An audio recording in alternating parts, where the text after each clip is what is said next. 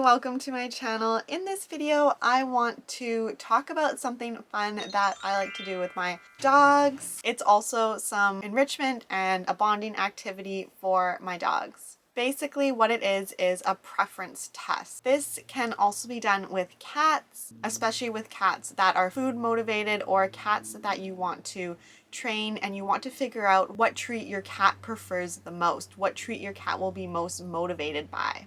You can also do that with dogs, find out what treat is best to use during training or what treat is really going to motivate your dog. What treat are they going to be really excited about? You probably already have some ideas about what your dog or your cats really like, but with this test you can find out which is their absolute favorite. Like, I know my dogs love cheese. They're obsessed with cheese, with white cheddar cheese. Strangely enough, they also really seem to love raw broccoli. So I would assume they go crazy over both of them and always come into the kitchen when I am using either cheese or broccoli. So I can use this test to see which one they actually like more. Another favorite of my dogs is dried liver and a beef jerky type of treat. Every animal, dog or cat, is an individual, and that means that they have their own preferences for food. Your animal's preferences may also change over time. So if you do this test again, it might be different. They might favor another food over the one that they had favored before. This test is really simple, and you will need 4 different types of treats or 4 different types of food. You can do 4 of your dog or your cat's favorite things, or you can do 4 vegetables for your dog to see if they have a preference in over carrots or broccoli or whatever other vegetables, potatoes, pumpkin, or anything else that you give your dog. You can also try different types of meat. You can do chicken, you can do beef, you can do lamb or turkey or anything else that you give your dog.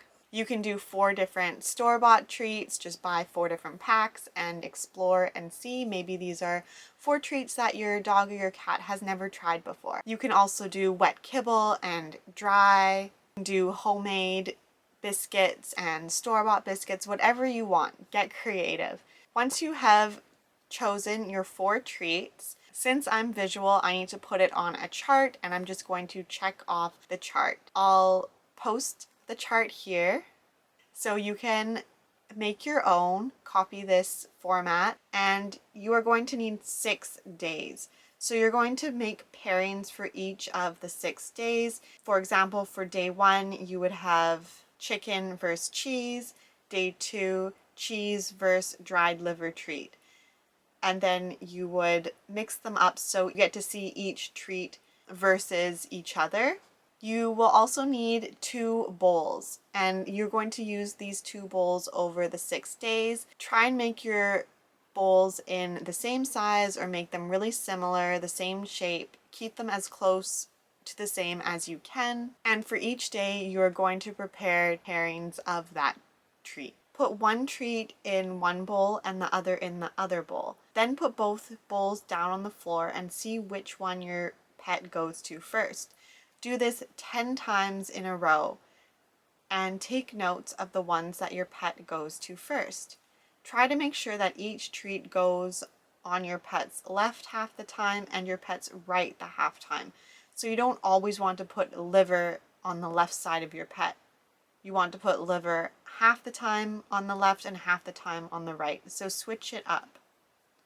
You do this because some pets will have a side preference, meaning that they'll either go to the right or left first each time.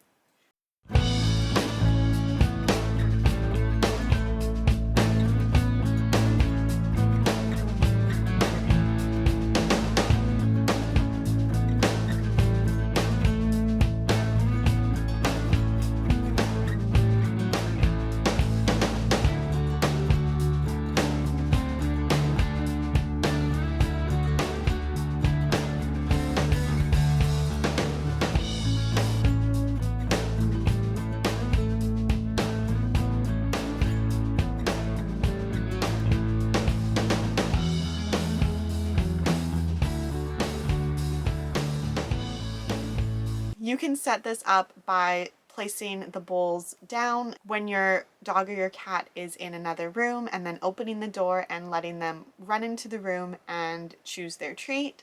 Or you can do this with someone else and have them hold your pet on a leash or keep them away while you set up, or keep them in a kennel if they are kennel trained and let them out so they can go to their treat. Since food is involved, it's best to do this before they have their big meal, before they have dinner, or before they have breakfast, or midday when they usually don't have a meal. Don't do it after they've eaten. You want your dog or your cat to be hungry and motivated to eat. You also need to be careful that you're not accidentally cueing your dog or your cat to eat.